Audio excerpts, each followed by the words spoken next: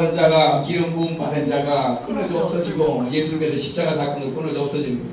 부활하시고 난 다음에 여기 한 일에 뭐 70일에까지 가는 게 오늘날 이때 그래서 대화기라는 오늘날 마지막 한 일에 70일의 때에 와 있다는 것을 여러분들이 꼭 기억해주고 나머지 세부적으로 대화기한에 가는 것을 시간이 되면 나중에 또 말씀드리겠지만 그러나 중요한 거 하나 또 뭔 말인가 하면 주의 임하심이 언제입니까? 다시 제자들이 물었을 때 뭐라고 예수님께서 답변하신가 하면 마태복음 24장 37절 마태복음 24장 37절에 뭐라고 말씀하신가 하면 예수님께서 노아의 때와 같이 인자의 임함도 이왔다 그러잖아요. 마태복음 24장 37절에는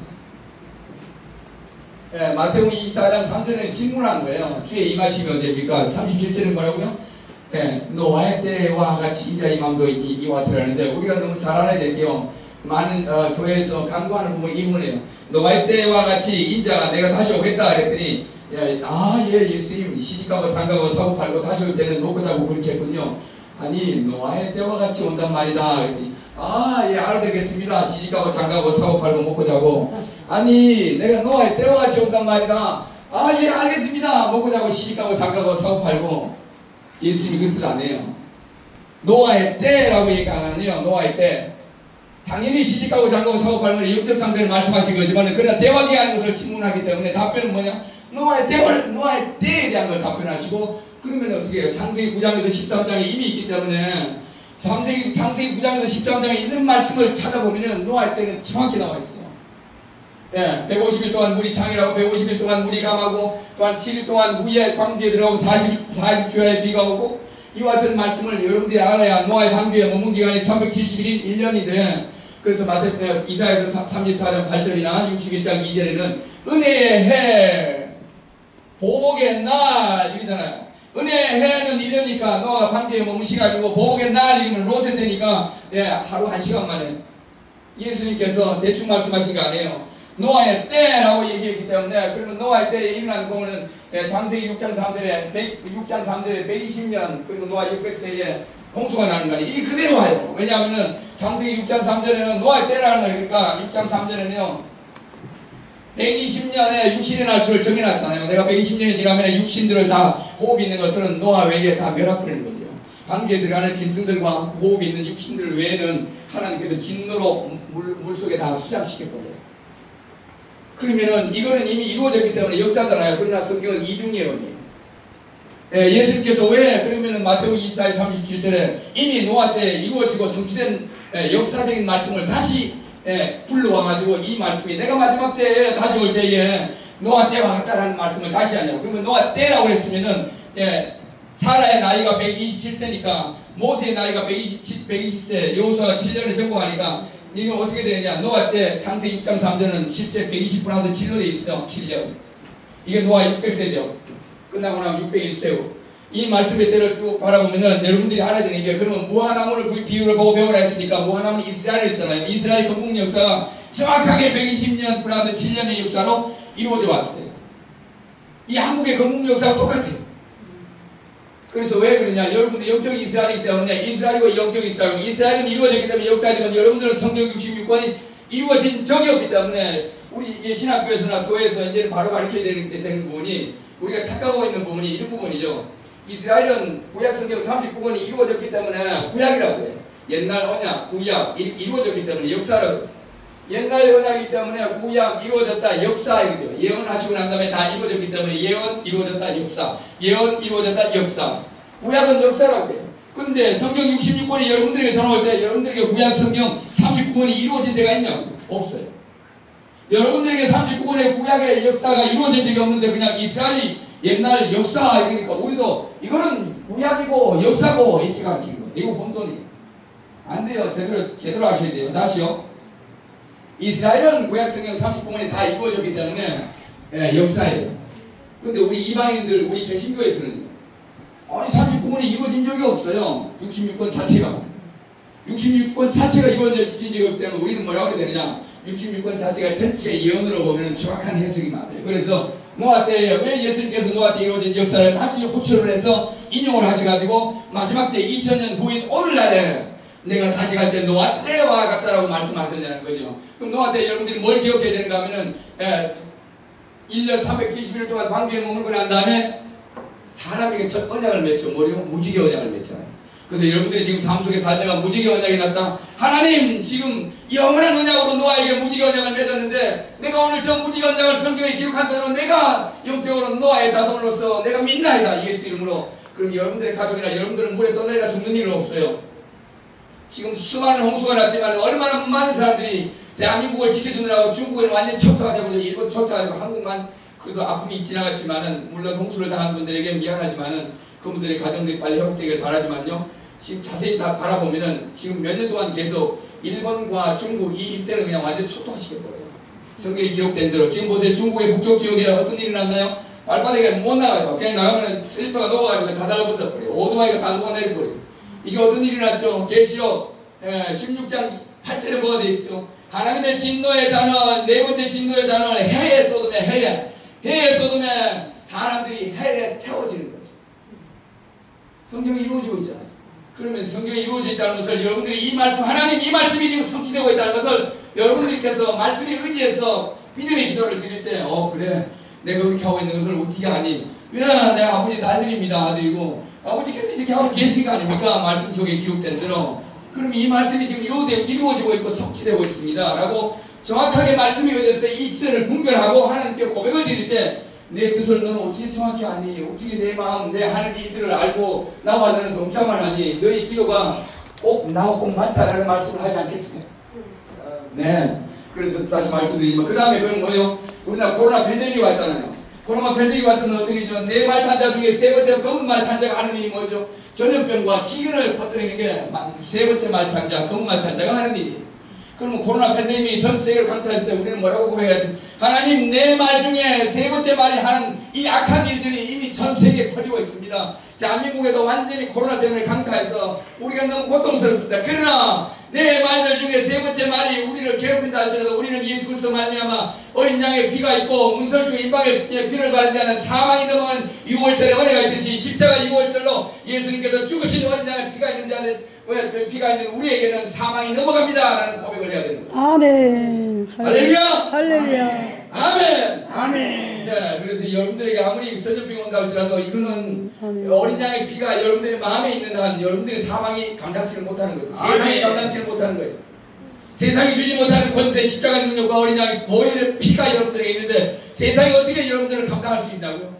아멘. 네, 여러분들의 존재는 12시 20분까지요? 20분까지. 12시 10분까지. 20분까지. 시간 되면 알아야 축복을 받지. 12시, 아멘. 여러분 12시 반이 어떨까요? 아멘. 12시 반까지 하래요. 너무 좋죠. 예. 예, 우리 알아야 범죄를 안 하고 아멘. 이스라엘 놓고 기도한단 말이야. 예, 예. 이제 천천히 할게요. 왜 그런가 하면은 여러분들이 사시다가 옆에 가정에 어떤 큰 우환이 왔는데 도와주면 그분들을 평생이 못 잊잖아요. 예. 똑같아요. 여러분들이 영원히 지옥자시기 때문에 예수님과 12사도들 이스라엘 제자들이 성경을 통해서 성경을 만들어서 우리에게 선물을 준 거예요. 성경의 말씀이. 그래서 너무 소중한 게 예수님께서 예수님께서 누가복음에도 말씀하셨듯이 제사함을 받는 회개의 세례가 예루살렘에서부터 시작해요. 그럼 이스라엘에서부터 시작하는 거란 말이에요. 그 예수님을 따랐던 무리들부터 시작하는 거죠. 그래서 여러분들께서 예수님의 말씀을 정확히 아시고, 근데 내가 소망을 하나 여러분들에게 드리는 것은 이스라엘 땅이 황폐해지고 전쟁을 멸망해 갈 때 성경을 아는 지식이 있고 깨어있는 그분들 같은 경우는 어떠한 현상이 일어나는가 보면 특별히 이사야서 보면은 저들은 동방에 있는 땅을 그리워해요. 하나 내가 말씀드릴 때 전 세계적으로 특이한 현상인데 이것도 제가 잘 같이 아는 내용들이라 교회 안에서 어떤 내용인가 하면 전 세계 교회들은 성지순례를 이스라엘로 예루살렘으로 가잖아요. 성지순례를 우리는 너무나 예수님이 우리를 위해서 죽으신 것이고 성경이 이루어진 그 거룩한 땅이고 구별된 땅, 언약의 땅이기 때문에 우리는 성지순례를 이스라엘로 가고자 하는 것이 누구나 다 산 소망이고 바람이잖아요. 근데 그 땅에서 살면서 너무 잔인한 압수로 의해서 성경에 보면은 정말로 쇠갈고리로 입술을 빼가지고 다 끌고 가버리고 코를 깨서 끌고 가 실체가 돼요. 역사적 사건이니까. 그러면은 아수르에 의해서 그 잔인하고 포악한, 요나도 보면 그러죠. 하나님 어떻게 이 언약의 백성들을 저 잔악하고 포악한 아수르에게 맡긴단 말입니까? 하고 안 됩니다 라고 기도하는 게 요나의 기도잖아요. 그렇지만은 이제 이스라엘 백성 입장에서 바라볼 때 아수르에 의해서 핍박을 받아서 나라가 멸망을 받죠. 그 다음 또 남유다가 로마에 의해서, 물론 바벨론에 의해서 멸망을 받고 다시 로마에서 또 멸망을 받당한 거 아니에요. 지배를 당한 거잖아요. 이런 우리 역사적 사건들을 생각해 볼 때 여러분들이 만약에 이스라엘 땅에 있다면 어디에 집중을 하는가 하면 성경에 집중을 해요. 왜냐하면 혹시 하나님께서 이 땅보다는 어떻게 또 여호수아를 통해서 가나안 땅을 주는 약속의 땅에 들어왔듯이 혹시나 하나님께서 이거 잘 들어야 돼요. 그 놓으시고 그냥 어디 아무 데나 나요. 목사님 왜 특별히 사랑하시기 때문에 여기 나요. 이거 외워야죠. 여기 나요. 맞아. 그래서 아니 이쪽으로 놓으시면 되죠. 여기요? 네. 그래서 밑에 뭐 성경이랑 받치면 돼요. 여기 이거 성경을 이걸 받치, 이걸 아니면 이걸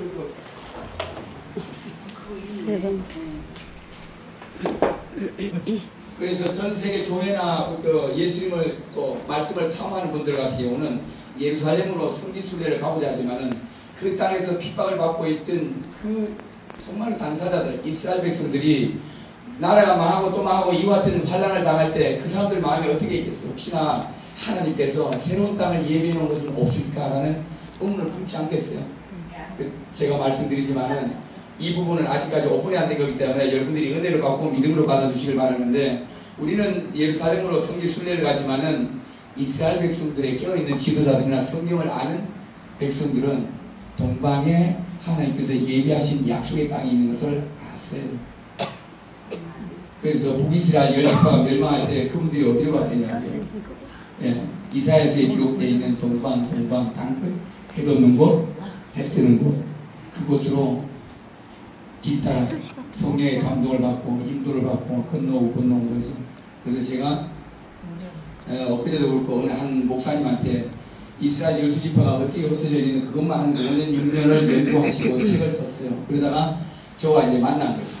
그러고 난 다음에 아무도 알아주지 않고 핍박만 받다가 저가 만나서 실제 단지파가 한국에 와 있다 제가 하나님 음성을 듣고, 단지파가 실제 와 있고 이스라엘 12지파가 한반도에 다 들어와 있다 라고 얘기했더니 정말이냐고 나한테, 정말 자기는 일본으로 중국으로 인도로 전체 이스라엘 지파가 어디에 흩어져 살고 있고 어떻게 이제 이동을 했는 것을 이제 경로를 찾아가는 거죠. 근데 이러한 일들은 교회에서 온전히 드러내놓고 연구하는 부분이 아니기 때문에 상당히 핍박을 감수하고 연구를 해야 되는 부분이에요.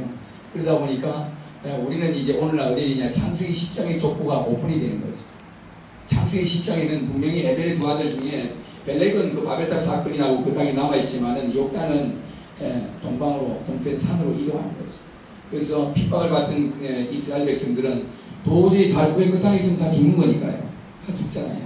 그러니까 그네들은 살기 위해서 그렇지만 생각할 때 말씀으로 살아왔던 민족들이니까 당연히 성경 말씀에 이사야서에 동방 땅끝 그곳에서 내 백성 아닌 그 자들이 여호와의 이름을 부르고 남은 자 이스라엘을 돌아오게 하리라 한 것이 이사야 선지자의 또 꿈과 소망이잖아요. 이런 이사야 우리나 특별히 모세 같은 경우나 솔로몬 때에 보면은 성막을 지을 때 성막에는 동문, 여호와께서 출입하는 것이 동문 하나밖에 없잖아요. 예루살렘 솔로몬 성전에는 왕이 출입하는 왕의 문은 어디예요? 또 동쪽이에요.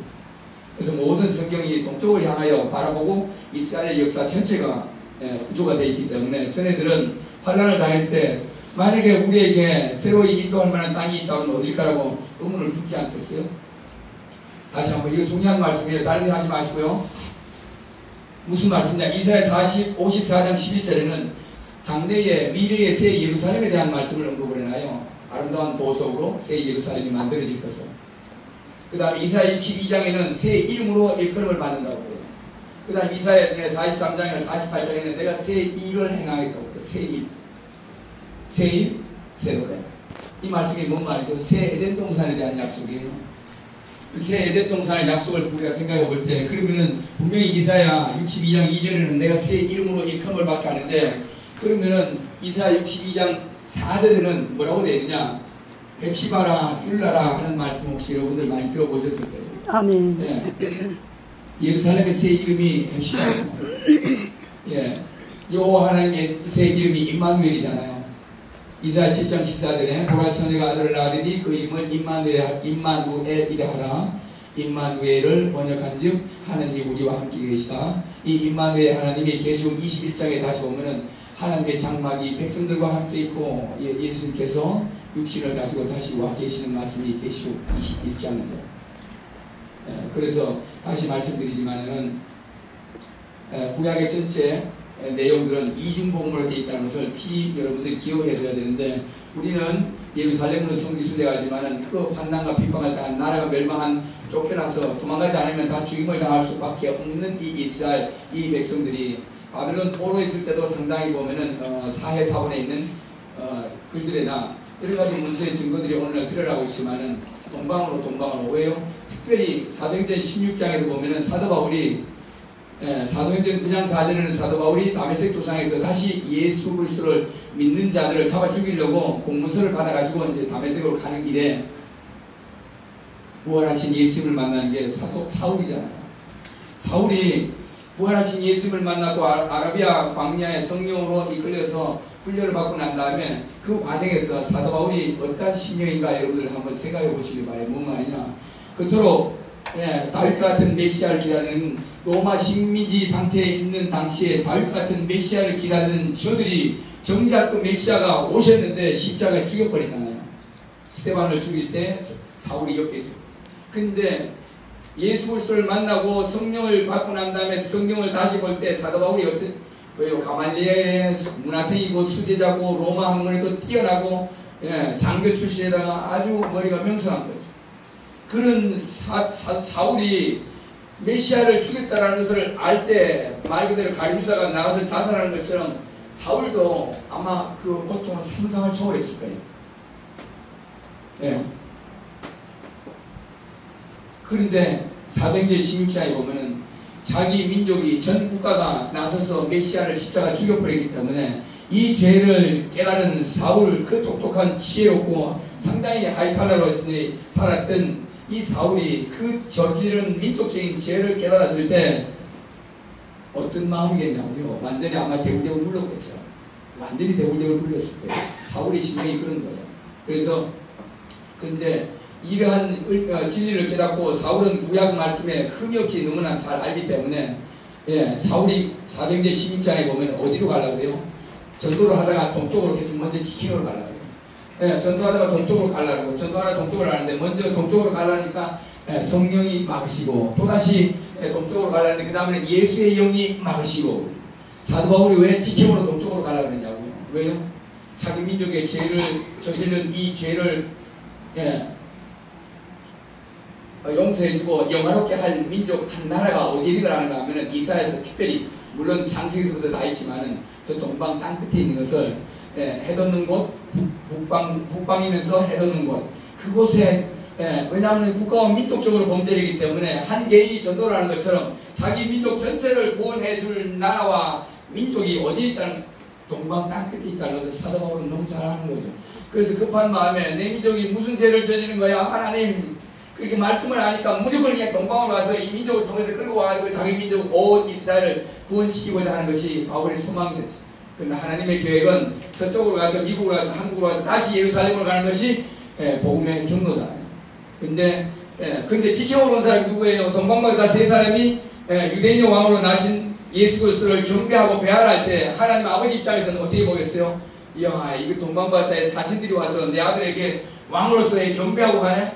그러면은 여러분들이 왕이라면 실제 왕의 역사를 바라볼 때 왕의 왕이신 여호와 하나님께서 동방에 있는 그 나라에서 돌아갈 때 보면 고국으로 이렇게 하잖아요. 동방에 있는 나라에 동방박사 세 사람이 와서 사신들이 와서 경배를 드린 거예요. 그러면 답방이 있을 거 아니에요. 답방이 있어요. 왜요? 왕의 박사들이 와서 유대인의 왕으로 난 것을 경배를 드리고 절을 한 거니까 그러면 왕의 왕이신 하나님께서 자기 아들 보고 경배를 드렸으니까 하나님께서 어떻게 돼요? 답방으로 보낸다라고 여러분들이 생각할 때 그 답방으로 간 사신이 누구다? 사도동화잖아요.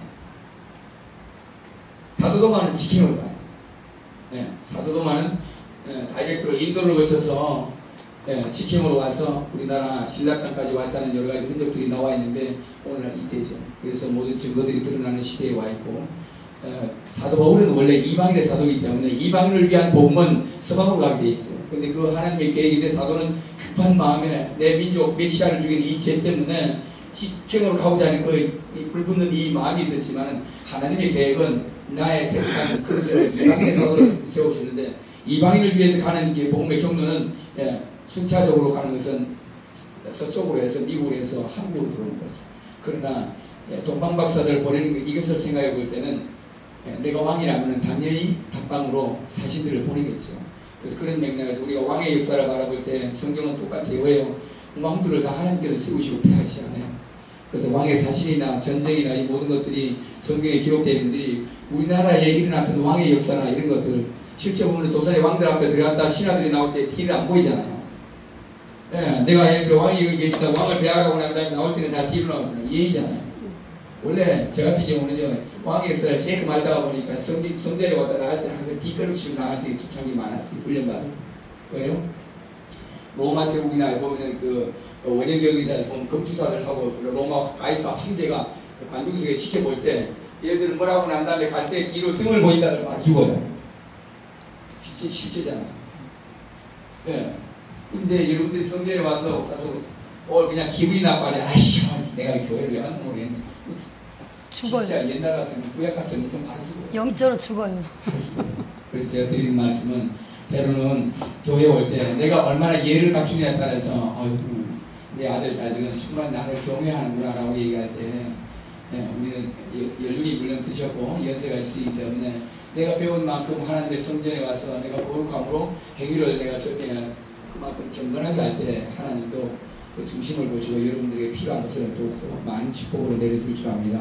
그래서 다시 말씀드리지만은 왜 하나님께서 예수님께서 왜 노아 때 이루어진 역사를 왜 마지막 때 내가 다시 갈 때 노아 때와 같다라고 얘기하냐라고 얘기할 때 1897년에 무슨 일인가 하면 제1차 전 세계 복음 때문에 핍박을 받던 유대인들이 지식 있고 깨어있는 사람들이 처음으로 모여서 우리 나라를 세우자 하고 처음으로 모여서 총회를 연 게 1897년도에 그 다음에 지나고 난 다음에 1차 세계대전이 끝나고 난 다음에 영국이 연합군이 패망할 때 돈이나 이런 것들을 다 유대인들이 가지고 있잖아요. 그래서 영국의 왕이 이제 딜을 쳐요. 우리에게 도와주라. 그러면 너희 땅 이게 이스라엘 땅을 다시 너희들에게 돌려주는 조건으로 내가 할게 협상하라는 거죠. 그래서 마지막 패망 직전에 있던 영국의 많은 전쟁, 아스톤이라는 여러 가지 화약 연료 이런 것들을 공급함으로 유대인들이 이때 승전을 하면서 영국 외무부 장관 벨포어가 선언을 하죠. 그래서 벨포어 선언이 유명해요. 그러고 난 다음에 1차 세계대전이 끝나고 그 다음에 1947년도에 무슨 일이냐 유엔 2차 총회가 파리에서 열렸는데 이때 181호로 이스라엘의 독립을 투표하는데 33표로 가결이 돼서 이스라엘 독립이 선언이 되죠. 근데 아랍권들이 너무 강력하기 때문에 바로 독립선언을 선포를 못하고 우리나라 이승만 대통령처럼 그 다음에 48년도 5월 16일에 하라고 했는데 48년도 5월 16일에 하는데 첩보를 입수해보니까 알았더니 5월 16일날 이스라엘을 공격하는 걸로 되어 있단 말이에요. 그래서 급해서 5월 15일날 하라고 하니까 안식이에요. 그래도 안되겠다 싶어서 5월 14일날 한 것이 이스라엘의 독립기념일을 선포한다는데 이날이 이하월 28일 예수님께서 태어난 48년도 양력생일이 5월 14일 그래서 12월 25일날 생일은 아니고 성경적으로 예수님께서 태어난 날은 이하월 28일인데 48년도에 양력으로 한 사람이면 이스라엘의 건국 날짜가 예수님의 양력 생일이에요. 그래서 이런 면들을 봐요. 그 다음에 이어서 독하게 되면 어떻게 되느냐 1967년도에 동서 예루살렘을 완전히 회복을 하죠. 예루살렘을 완전히 회복해요. 이때부터 50년 만희년 강남 2017년이잖아요. 2017년에 무슨 일이 나냐 트럼프 대통령이 1월 20일날 취임을 하고 그해 12월 6일날에 예루살렘을 이스라엘의 수도로 선포를 해버려요. 저는 그냥 트럼프 선언 이렇게 얘기하는데 그래서 트럼프 대통령이 예루살렘을 이스라엘에 됐다는 문문만이니까 50년에 레위기서 25장 10절에는 희년이 되면은 그 소유권이 원소유자에게 돌아가요. 그래서 예레미야 52장에서 보면 아나도스에 있는 숙부의 밭을 예레미야 보고 사라고 그랬는데 계약서를 세부로 만들어서 성전에 함부를 두죠. 왜요? 하나님은 증거로 삼으라고 때가 되면 돌아와서 이스라엘 땅과 밭을 다시 사게 하겠다 이 말씀이죠. 언약서를 성전에 두게 하신 것입니다. 그래서 이러한 맥락에 바라볼 때 특별히 레위기서 25장 10절에는 희년에 대한 말씀인데, 희년에는 자유가 선포돼요. 그리고 내가 저당 잡았든 건저당 잡았든 땅이 있다면 그 소유권이 원 소유주에게 100% 다 돌아가요. 안 돌아가면 하나님의 법을 어기게 돼요. 이게 하나님이 너무 순해요. 왜냐하면 땅은 영원히 사고팔지 못하게 하기 때문에 희년이 되면 돌아가요. 그래서 67년도에 예루살렘이 수복되고 난 다음에 만 50년이 되는 희년에 트럼프 대통령이 아는지 모르는지 이런 말씀을 어쨌든 예루살렘을 이스라엘의 수도로 선포하기 때문에 제 입장에서 하나님 정말로 살아계시고 정말로 말씀대로 성취되고 있고 정말로 전 세계 교회들은 아무도 이 얘기를 안 하는데 왜 내 눈에만 이렇게 들어옵니까? 성경의 말씀은 살아있고 하나님의 언약은 살아있습니다.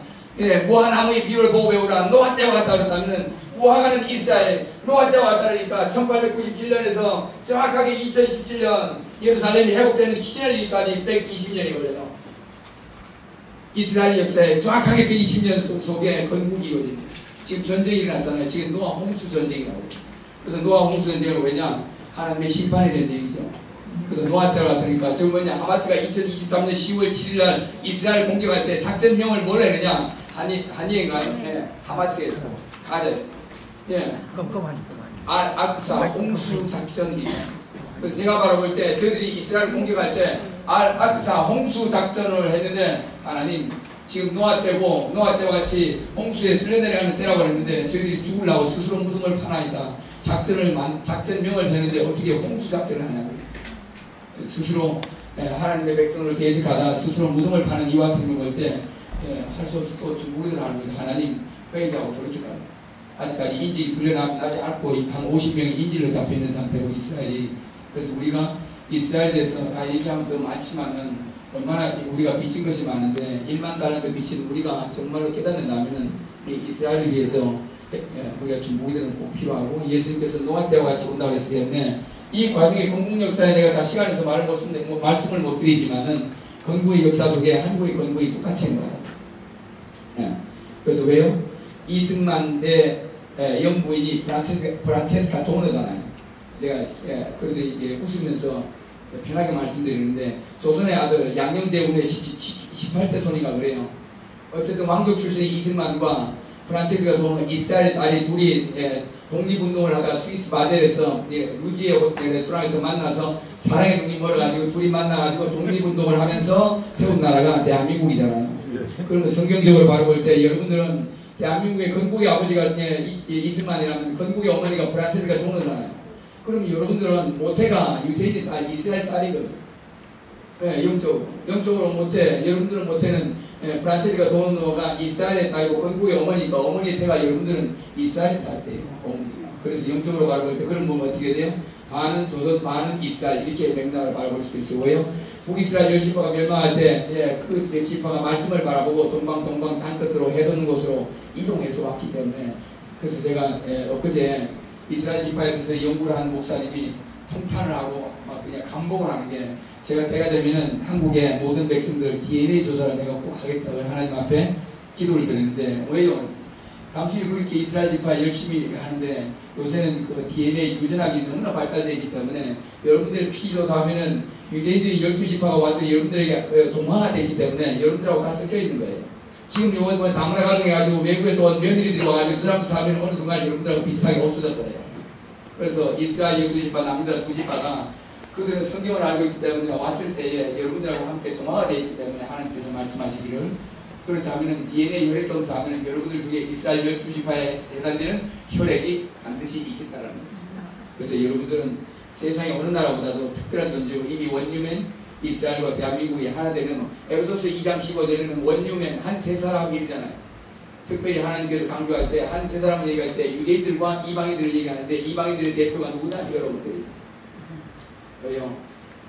성경이 그렇게 되어 있기 때문에 제가 말씀드려서 시간이 다 됐기 때문에 여기까지 하고 제가 전체 그냥 훑어서 말씀드리고 너무나 소중한 대화이고 꼭 기억이 되는 것은 예루살렘 성전이 2번 무너졌는데 예루살렘 성전이 무너지는 날짜에 또 다시 또 헤롯 성전 수룹바벨 제2성전이 무너지는 날짜에 그 날짜에 뭐라 그러냐 히브리어로 티샤 베아브라고 하는데 우리는 이날에 48년도 8월 15일 날 건국이 돼요. 성전이 무너진 날 여러분들 대한민국은 건국이 돼요. 왜냐하면 저주가 밖에서 축복이 되는 거죠. 아멘. 그 1953년 7월 27일 날 청전협정이 맺어지는데 2023년 7월 27일 청전협정 70주년이 되는 그 해 그 달 날짜에 뭐가 돼요? 성전이 무너질 때 우리는 청전협정 평화를 누리고 70년 동안 정말로 경제대국을 이루고 교회를 세우고 살아온 거죠. 그래서 하나님은 하나님의 은혜는 그리심산의 축복, 에발산의 저주 이게 왔다 갔다 해요. 우리 대한민국은 이스라엘의 성전이 무너진 날에 대한민국의 건국 그 다음에 정전협정이 일어날 때도 티샤베하고 아부월 9일이에요. 아부월 9일 날이 우리에게는 축복으로 와 있다는 것을 생각할 때 여러분 성경은 여러분에게 주제를 보는 것이 대단히 많은 것입니다. 요한계시록이라는 거죠. 다시 시간 되면 요한계시록에 대해서 말씀을 드리지만 이 시대는 사복음서는 대제사장의 복음, 요한계시록은 왕의 복음. 그래서 왕을 영접하기 위해서 왕이 오시면 무슨 일을 할 건가 그 핵은 요한계시록에 다 있어요. 그래서 만왕의 왕, 만주의 주, 계시록 19장 16절에 있는 말씀을 영접하기 위해서 여러분들이 요한계시록에 기록된 말씀으로 무장하시라는 거죠. 성령의 검 곧 하나님의 말씀이라. 요한계시록 말씀이 무장되면 여러분들이 입에서 검이 나가기 때문에 이 정치인들 누군들 먹구들이 잡겠냐고 생각해보세요. 성령의 검 곧 말씀이 여러분들의 입에 있는데 말씀을 의지해서 그냥 막 부르짖고 하면은 어떻게 약한 영들이 도망가거나 멸하지 않겠냐. 아멘. 아멘. 아멘. 여기까지 하고요. 기도할 때 3분 넘었습니다. 아멘. 하나님 감사합니다. 너무 또 말을 빨리 해서 미안합니다. 저희들이 마음이 흡족한 대로 말씀을 은혜를 나누지 못해서 미안하고 저희들에게 말이 빠르다 할지라도 쉬지 않고 기도할 때 제 입을 통해서 전해주시고자 하는 그 은혜가 다시 새벽별이 마음속에서 떠오르는 것처럼 제 입으로 하신 말씀의 은혜가 저희들 각 사람에게 다시 떠올라서 축복과 생명의 말씀이 되기를 원합니다. 함께 하셔서 감사하고 더하거나 빼거나 죄를 용서해 주시고 십자가의 보혈로 깨끗게 하소서.